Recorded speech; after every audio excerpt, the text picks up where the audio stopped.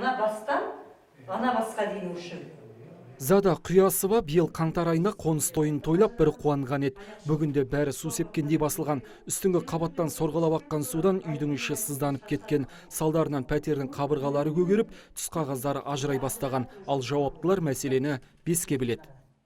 Мен январда алғанмын, содан әлі күнге дейін судың ішінде жатырмын ғой. Бір жар, су шылқып тұр. Кішкентай жаңбыр жауса болды. Анау обойымның іші күлкілдеп тұрады, іші жібі батыр. Оның іші аз болғандай, мен ағымда 71-дің, мен жағы тағы су. Мен вообще бәрі круг жасап судың ішінде отырмын. Не мына прорабқа айтып, мені көрсе қашатын шығарды ол, уже болды. Шын ғой, келген кезде қашады.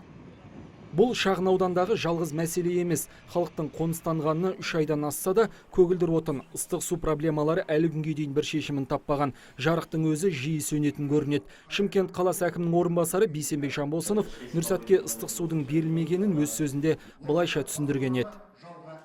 160 гигакалориялық Нұрсәт мөлтек ауданында бір қазандық іске қосылған болатындығын, элементарно бір қазандықтың өзінің қуаты 32 гигакалория жылу энергиясын береді. Қазіргі таңдардағы өжедегі тұрып атқан площадь 17 гигакалорияға. Ыстық су беру үшін тұтынушыларға қазандықты элементарно, ол немецкий технологиямен істелген, элементарно іске қосу үшін 6-9 гигакалория жылу энергиясын алу қуаттылығы керек.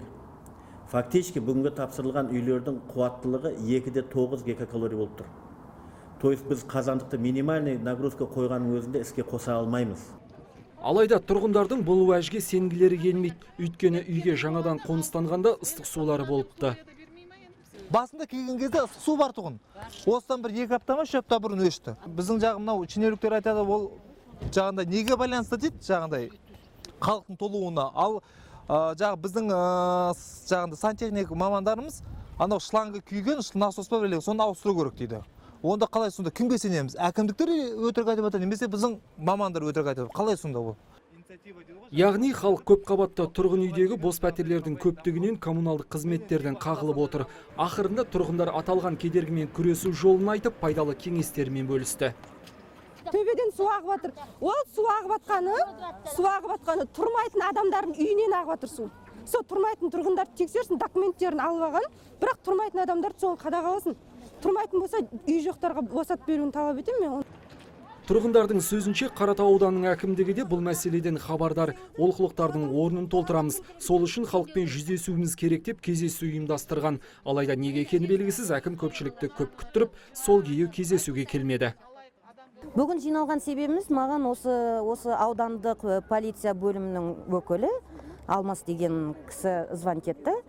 Сөйтіп, сіз осы үйдің төрайымы екенсіз, бір күнге жаңа халықты жинап берсеңіз, осы аудандық әкімшілікпенен біз жаңағы біраз сұхбаттассақ деп еді. Жарайды, ондай болса, мен жексенбі күн сағат 3-ке адамдарды жинап берейін дегенмін. Алайда бүгінгі жиналысымызға не әкімшіліктен, не полиция бөлімінен адамдар келмеді. Әкімдеріне қатты өкпелі тұрғындар жасамай тұрған лифттің барында еске салды. Сәндік үшін салынбаса, оны да халықтың игілігіне берсе дейді. Қанат Байысов, Сәкен Серқұл, ТВК телеарнасының жаңалықтар қызметі.